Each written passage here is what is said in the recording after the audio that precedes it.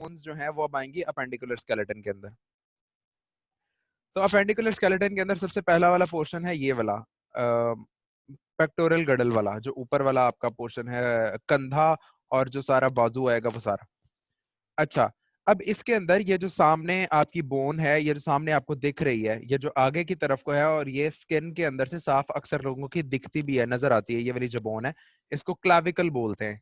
इस बोन को क्लाविकल कहते हैं।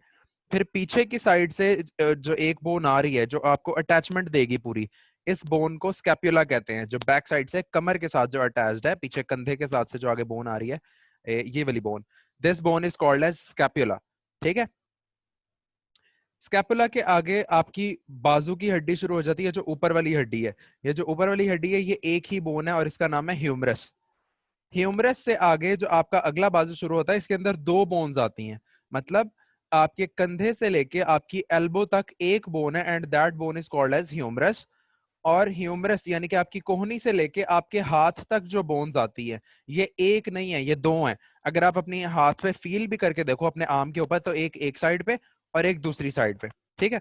तो एक का नाम है रेडियस और एक का नाम है अल्ना। एक बात याद रखना, जो अंगूठे की तरफ बोन होगी दैट इज कॉल्ड रेडियस, और जो अंगूठे से दूसरी साइड पे है उसको हम लोग अल्ना बोलते हैं। ठीक है।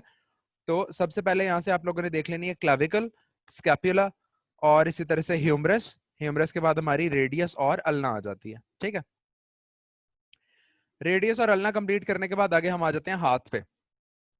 तो जो आपका हैंड है, इसके अंदर जो पहली आपकी चीज आती है रिस्ट, ये जो आपकी कलाई है, इस कलाई के अंदर हम लोगों के पास 8 बोन्स आ जाती हैं, 8 बोन्स,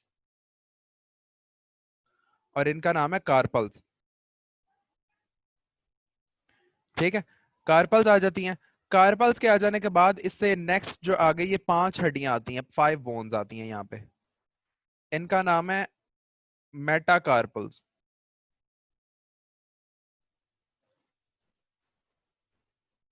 इन 5 के बाद जो तीसरे नंबर पे हमारे पास बोन्स आती हैं, ये वाली आ जाती हैं। इन सारी बोन्स को, ये जो आपकी फिंगर्स बनाती हैं, ये हैं 14 टोटल।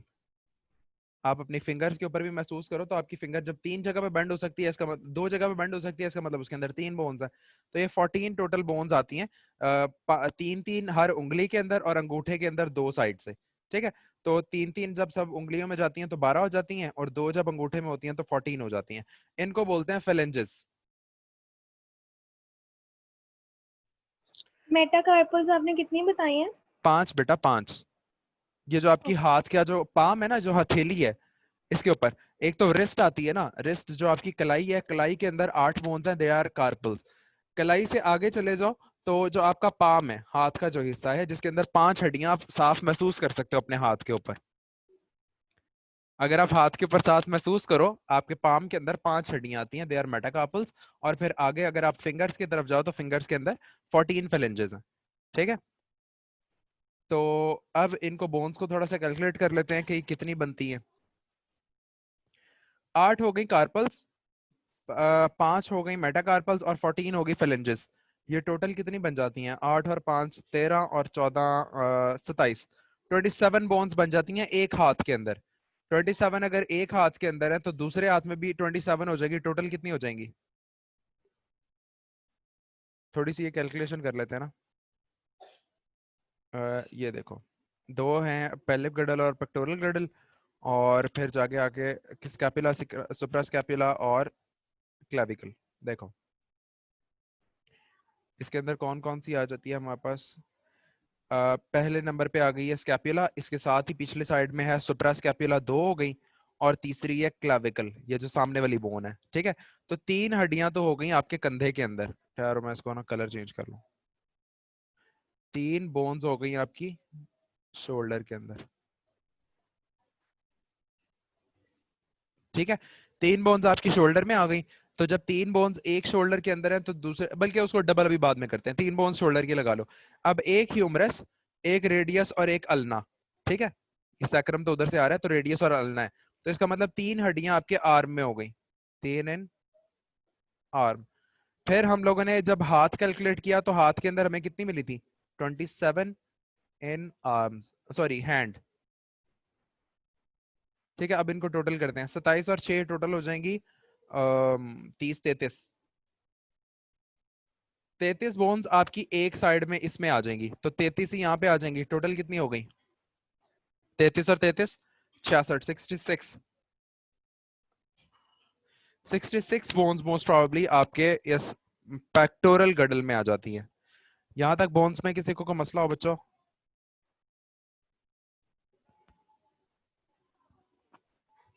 पता चल गया? हेलो? यस। चल गया। तो ये 66 बोन्स हमारे पास आ जाएंगी। अब 66 के बाद हम लोग आगे देखते हैं अपना pelvic गडल।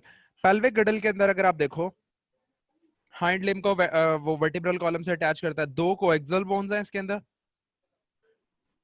Coaxial bones, each formed by the fusion of three bone, ilium, ischium और प्यूबिस। ठीक है, तो दो बोन्स हम इसको काउंट करेंगे। फिर उसके बाद हाइंड लिम्ब अगर आप देखो अपना, हाइंड लिम्ब अगर हम चेक करें तो हाइंड लिम्ब का भी उसी तरीके से जैसे हम लोगों ने इसका पढ़ा है। हाइंड लिम्ब पे आ जाते हैं जी। हाइंड लिम्ब में ऊपर तो आ गई ना वो कोएक्सियल बोन्स, दो हैं वो तो आप उसको सेपरेट करो ना। जो आपकी टांग वाली बोन है, सबसे पहले ये जो सबसे बड़ी बोन बॉडी की होती है दैट इज फीमर। बॉडी की सबसे जो बड़ी बोन है दैट इज फीमर, और ये आपकी थाई बोन है। ठीक है, एक फीमर हो गई।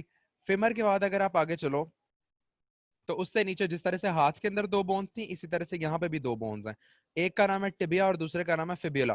तो टिबिया फिब्यूला दो ये हो गई, और एक हो गई फीमर, तीन इस तरह से। और फिर आगे जब आप पाँव की तरफ चलते हो तो इसके अंदर भी आठ की ही है, पाँव के अंदर जंक्शन लगा हुआ है, and that is called as tarsal. मतलब ये जो बोन्स यहाँ पे इसके अंदर मौजूद है, जो आपके एंकल के अंदर मौजूद है, they are called as tarsals. और ये आठ है। आठ के आगे पांच आ जाएंगी आपके पास मेटाटार्सल्स।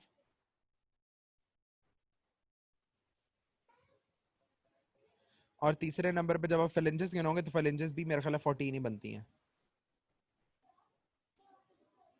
ठीक है, तो इसकी काउंट अभी देख लेते हैं ताकि मैं एक दफा वहां से कंफर्म कर लूं। देखो ये उसी तरह, अच्छा 7 बता रहा है, 7 है वो, जहाँ पे 8 मैंने बताया वो 7 7 कर लो उसको। तो ये हो जाएगी एक फेमर, दो टिबिया और फिब्यूला। ठीक है, इसी तरह से 7 tarsals, 5 metatarsals, 14 phalanges. Femur proximal bone है जो हिप जॉइंट को हिप बोन से अटैच कराती है। बॉल एंड सॉकेट जॉइंट है डिस्टल एंड के ऊपर। फीमर नी जॉइंट को बना देती है, फिर आगे उसका पैरोक्सिमल जॉइंट। 8 टार्सल्स। ये देखो अब यहाँ पे डिफरेंस है, ये ना आपकी बुक ने गलती की हुई है। यहाँ पे 7 टार्सल्स लिखा हुआ है और यहाँ पे 8 टार्सल्स लिखा हुआ है।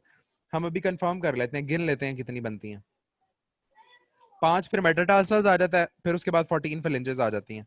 ठीक है, तो काउंट करते हैं। अगर हम लोग इसको काउंट करें, एक सेकंड, उसकी बोन्स हम लोगों ने कितनी निकाली थी? 66 निकाली थी ना हाइंड लिम्ब की। तो 126 में से अगर 66 माइनस करें तो 60 बोन्स पूरी करनी है आपने। देखो ना, 126 टोटल है। 126 के अंदर से 66 हो गई वो वाली, तो ये कितनी रह जाएंगी? 60। अब ये 60 बोन्स आपने यहाँ पे पूरी करनी है। 60 पूरी करने के लिए दो हो जाएंगी, दो हिप बोन की एक साइड की और दो एक साइड की, चार ये हो गई। चार के बाद दो, ठहरो, चार ये हैं, और तीन एक टांग की बोन्स हो गई और तीन एक टांग की बोन्स हो गई। ठीक है, ये हो गई टोटल 10 बोन्स। 10 बोन्स के अंदर हमें पता है मेटाटार्सल्स भी 10 है, हाँ मेटाटार्सल भी 10 हो गई, 20 हो गई। इसी तरह से फिलेंजेस जो हैं वो हमें पता है कितनी, 14, 28, 28 फिलेंजेस हैं। तो ये 10 और 10 20 और 28, 48 हो गई। 48 का मतलब ये है कि 12 बोन्स बाकी बचती हैं हमारे पास इसको पूरा करने के लिए। तो 12 बोन्स का मतलब है कि 6 टार्सल्स आई एक साइड की।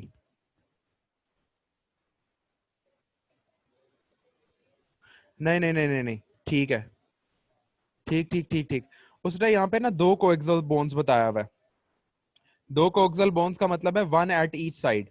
जब वन एट ईच साइड हो जाएगा तो ये 10 नहीं है, ये 8 रह जाएगी। और इसका मतलब हमारे पास 46 यहाँ पे बोन्स बनी है। अब 46 को उसमें कंप्लीट करने के लिए हम लोगों को 7, 7 वाला रीजन सही है। ये जो आगे 8 बताया हुआ है ना, 8 मेटाटार्सल, 8 टार्सल्स, ये गलत लिखा हुआ है, इसको करेक्ट कर लो बच्चों। ये जो 8 लिखा हुआ है ये 8 नहीं है, ये 7 है। सुन रहे हो? जी।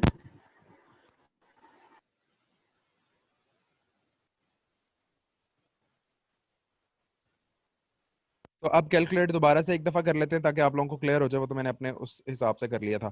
सबसे पहले अगर आप देखो तो एक कोएक्सियल बोन है, हम एक साइड का पहले करके देखते हैं, फिर इसको डबल कर लेंगे।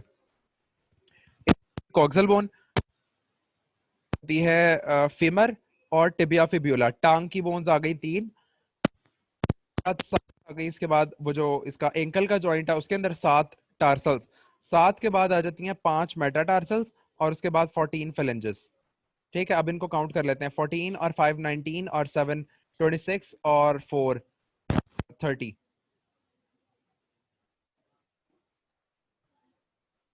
ऐसे ही है बच्चों। 14 और 5 14 और 5। यस सर यही है।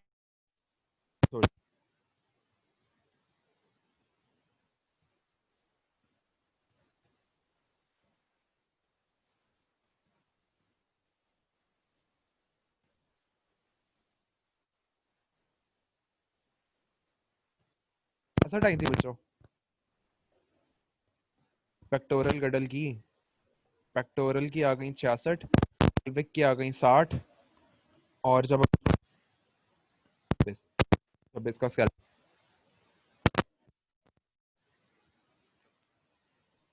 सर आपकी आवाज बहुत कट रही है।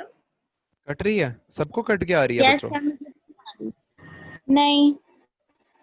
हेलो, है कभी इन लोगों को अजीब, पता नहीं क्या करते हो तुम लोग तो यार। सर बहुत ज्यादा कट ये रही है। हैंड फ्री हिल रही है, हैंड फ्री हिल रही है, इस तरह से लग रहा होगा। हैंड को जरा देख लो एक दफा। और फिर अपनी हैंड फ्री देखो। मेरी कोई सही है ऐसे भाई, मेरी नई हैंड फ्री है, मैं अभी कल लाया हूँ परसों। सर आपकी हैंड से हिल रही है इस वजह से माइक में आवाज ज्यादा हो शोर आ। अच्छा अच्छा अच्छा अच्छा, अब सही है। जी अब सही है। हाँ चलो सही है। तो खैर ये टोटल बोन्स बन जाती हैं 126। इसका आपका पूरा स्केलेटन याद हो जाता है। तो स्केलेटन अच्छे तरीके से याद करना है, कौन सी बोन कहाँ पे है और कौन से जॉइंट्स बना रही है, ये सारी बातें आप लोगों को इस स्केलेटन के अंदर पता होनी चाहिए। तो याद रख लेना, ऊपर वाला जो आप बाजू की अगर आप बोन देखो तो उसके अंदर है क्या नाम है आपका, ह्यूमरस, रेडियस और अल्ना। नीचे अगर टांगों में चली जाती हो तो फिमर, टिबिया और फिब्यूला। इसी तरह से ऊपर है कार्पल्स, नीचे हैं टार्सल्स। फिर ऊपर मेटा कार्पल्स, नीचे मेटा टार्सल्स। फेलेंजेस दोनों साइड में सेम है। ठीक है। इसी तरह से कोक्सल बोन्स दो आपने डाल देनी है पेल्विक गडल के अंदर। जबकि पेक्टोरल गडल के अंदर अगर आप जाओ तो क्लेविकल है वहां पे, स्कैपुला है और सुप्रा स्कैपुला है। तो तीन बोन्स वहां पे ऐड हो जाती हैं, ज्यादा हो जाती हैं। तो इस तरह से करके अगर आप याद कर लो तो ये मेरा ख्याल है इजी है, इतना ज्यादा मुश्किल नहीं है। ये सारी बोन्स आपने याद कर लेनी है। अब नेक्स्ट आगे जो हमारे पास एक मेन टॉपिक आ जाता है दैट इज जॉइंट्स के। जॉइंट्स का क्या मसला है? अब जॉइंट्स जो हैं आपके पास 3 टाइप्स के मेजर जॉइंट्स है। जॉइंट का मतलब क्या है एक्चुअली? जहां पे दो हड्डियां आपस में मिल रही हैं उसको जॉइंट बोलते हैं। और एक बात हमेशा याद रखना, स्टूडेंट्स अक्सर समझते हैं कि जो जॉइंट है वहां पे कोई एक जॉइंट कोई मटेरियल है। Joint actually is not a material, it's like a combination, it's a junction of 2 bones जहां पे 2 बोन्स मिल रही हैं। जोड़ कोई चीज नहीं है, बस जहां पे 2 बोन्स मिल रही हैं उसको फिर हम लोग जॉइंट कहते हैं। अब जो जॉइंट है 3 टाइप्स इसके बता रहा है। सबसे पहली immovable, second slightly movable and third one is freely movable.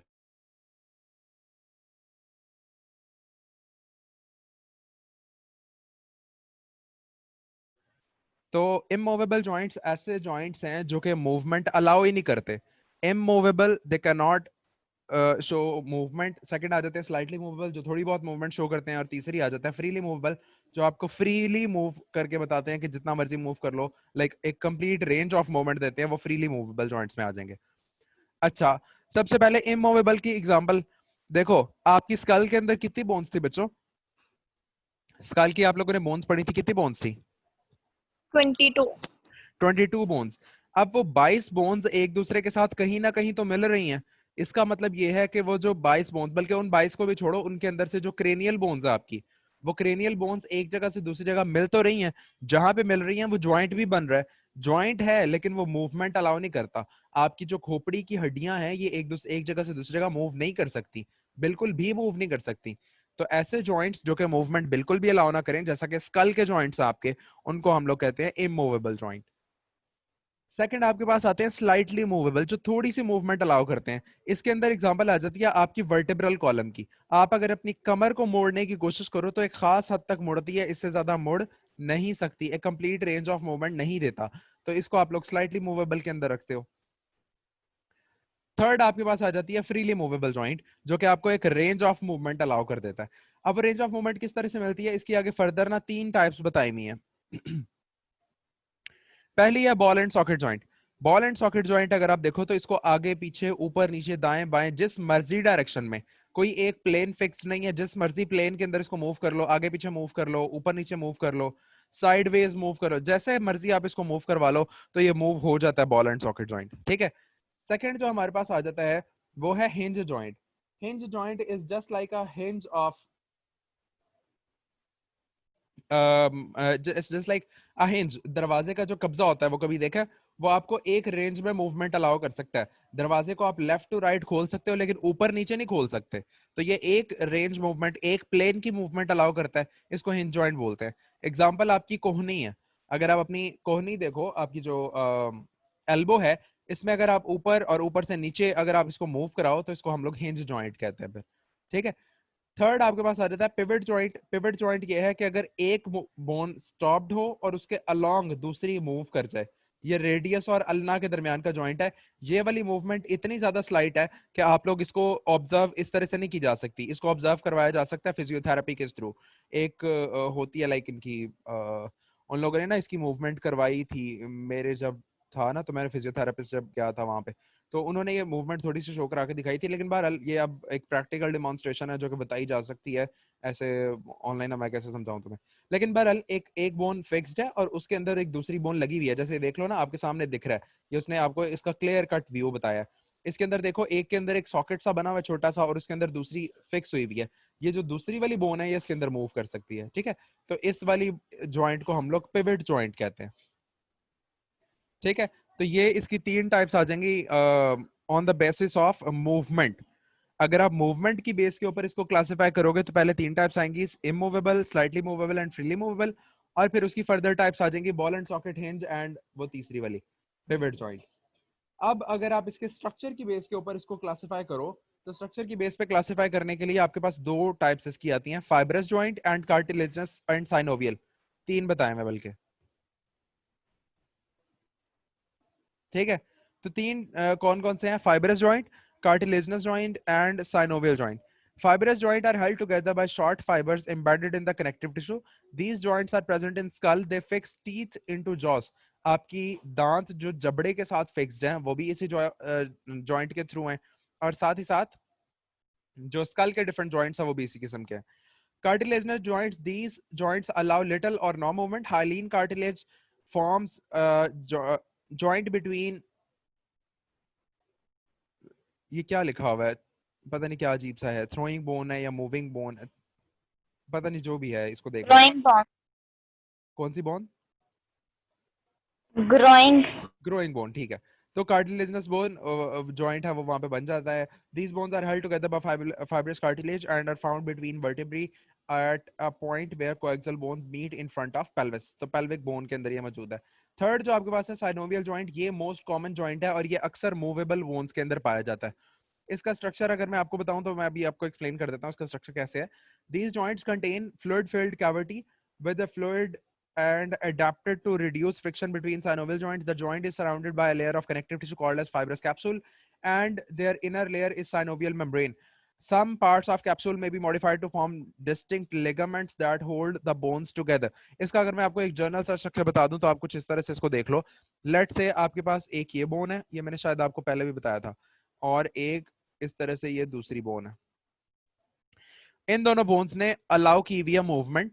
तो इस मूवमेंट के दरमियान क्या होगा, सबसे पहले इन दोनों के दरमियान लिगामेंट होगा। लिगामेंट एक ऐसा कनेक्टिव टिश्यू है that attaches bone to bone, एक हड्डी को दूसरी हड्डी के साथ जो अटैच कराता है that is called as ligament. सबसे पहले यहाँ पे लिगामेंट है, उस लिगामेंट के बाद यहाँ पे इसके अंदर एक फ्लूइड फिल किया जाता है, इसी के पोर्शन के अंदर, इस सारे पोर्शन के अंदर एक फ्लूइड मौजूद है and that fluid is called as synovial fluid. मैं यहाँ पे लिख देता हूँ, बल्कि लिखा हुआ है, साइनोवियल फ्लूइड बोलते हैं। साइनोवियल फ्लूइड के ऊपर एक कैप्सूल मौजूद है, लाइक एक कवरिंग मौजूद है, that covering is called as, ये इस तरह से एक कवरिंग मौजूद है और उस कवरिंग का नाम है फाइब्रस कैप्सूल। अब ये जो फाइब्रस कैप्सूल की इनर मेम्ब्रेन है, ये वाली membrane, this membrane is called as synovial membrane.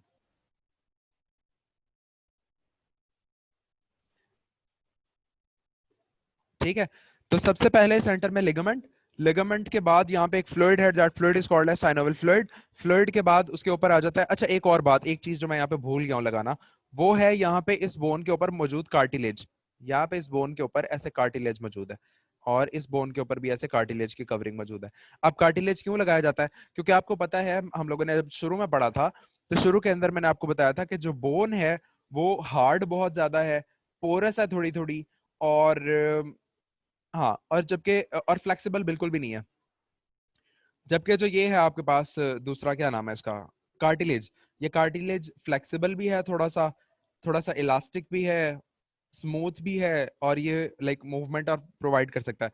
तो अगर बोन्स डायरेक्टली रखी जाती तो बोन्स एक दूसरे से रगड़ खा के डिजीजेस कॉज कर सकती थी और बहुत जल्दी भर खत्म हो सकती थी, लाइक रिड्यूस हो सकती थी। और जो मोस्टली प्रॉब्लम्स आते हैं खवातीन के अंदर और एज ज्यादा होने की वजह से, जिसके अंदर आपको बोन्स के बहुत सारे प्रॉब्लम्स आते हैं, तो उसके अंदर यही आता है कि जो आपका कार्टिलेज है ये रफ होते होते वहां से खत्म हो जाता है, फिर नीचे बोन्स आ जाती हैं, बोन्स एक दूसरे के साथ रगड़ खाने लगती हैं, जो कि फिर बाद में पेन कॉज करती है और साथ ही साथ इसकी वजह से बहुत सारी फिर प्रॉब्लम्स आना शुरू हो जाती हैं।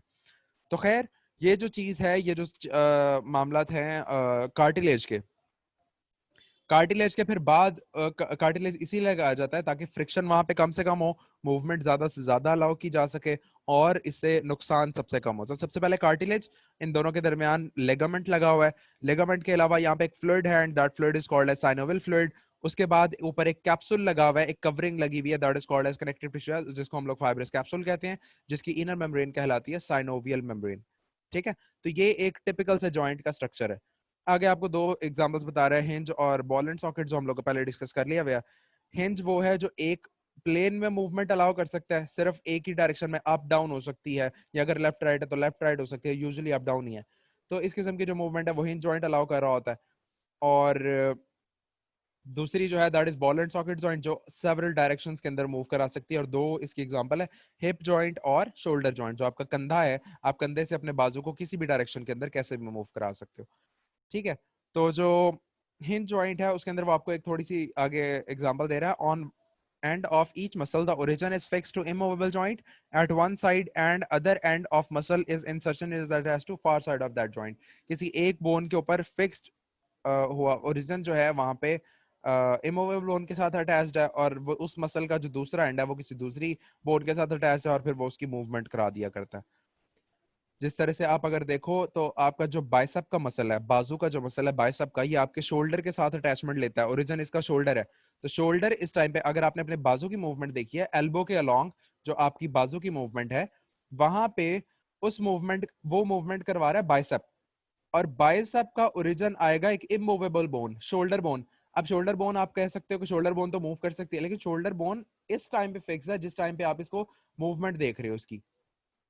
बाइसेप की मूवमेंट के टाइम पे जो शोल्डर बोन है वो फिक्स्ड है, तो आप उसको एक इमूवेबल बोन के साथ आपने उसको अटैच कराया हुआ है। अटैच कराने के बाद फिर आप क्या करते हो, आगे से सेंटर में उसकी बॉडी आ जाती है, और बॉडी के बाद एंड पे जो अगली वाली मूवेबल बोन है, जो आपकी हाथ मतलब हाथ और एल्बो के दरमियान वाली जो बोन है, जिसमें ह्यूमरस और सॉरी रेडियस और अल्ना आ जाती हैं, वो वाली बोन्स जो है वो मूव करनी है उन्होंने, तो वो मूवेबल बोन के साथ अटैच्ड है, और इस तरह से फिर ये मूवमेंट अलाउ करते हैं एक ही डायरेक्शन के मतलब दो डायरेक्शंस के अंदर, अप एंड डाउन, या अगर आप दूसरे लफ्जों में कहना चाहो तो एक प्लेन के अंदर। प्लेन एक ही बनता है, ये जाहिर सी बात है, जिसके अंदर आप मूव करा रहे होते हो। जबकि जो बॉल एंड सॉकेट जॉइन है, इसके अंदर आप एक से ज्यादा प्लेन्स के अंदर मूवमेंट करा सकते हो, ऊपर नीचे करा लो, दाएं बाएं घुमा लो इसको जैसे मर्जी। तो ये बॉल एंड सॉकेट जॉइंट सारी डायरेक्शंस में मूवमेंट अलाउ करता है। ठीक है बच्चों, समझ आ गई इसकी? जॉइंट्स वाला क्लियर हो गया बच्चों? Yes sir. ओके, यस तो सर। इसको आप लोगों ने अब देख लेना है और जॉइंट आप लोगों ने एक्सप्लेन कर लेना है कि इसकी टाइप सबसे पहले on the basis of their movements, उसके बाद आपने on the basis of their composition क्या लो वो आप लोगों ने कर लेना है, और स्ट्रक्चर वगैरह आपने इसको बता देना है।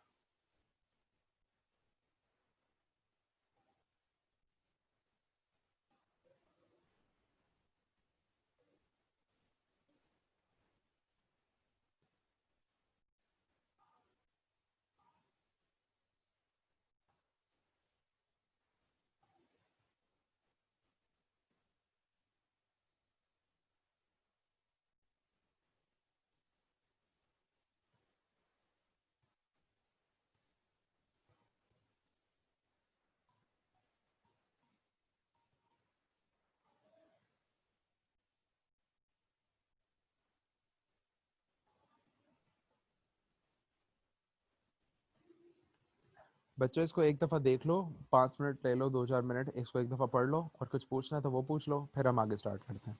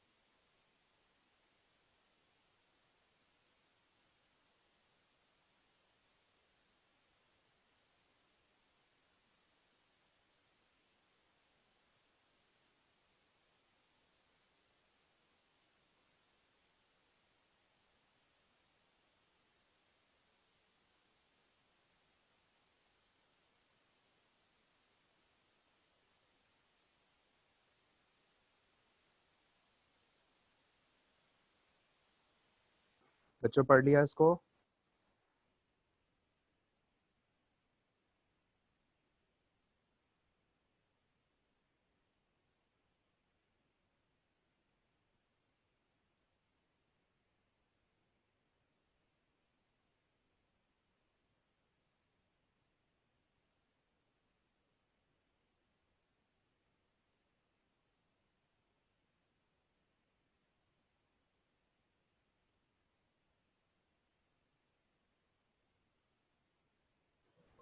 बच्चों पता चल गया इसका? कुछ पूछना तो नहीं इसमें से?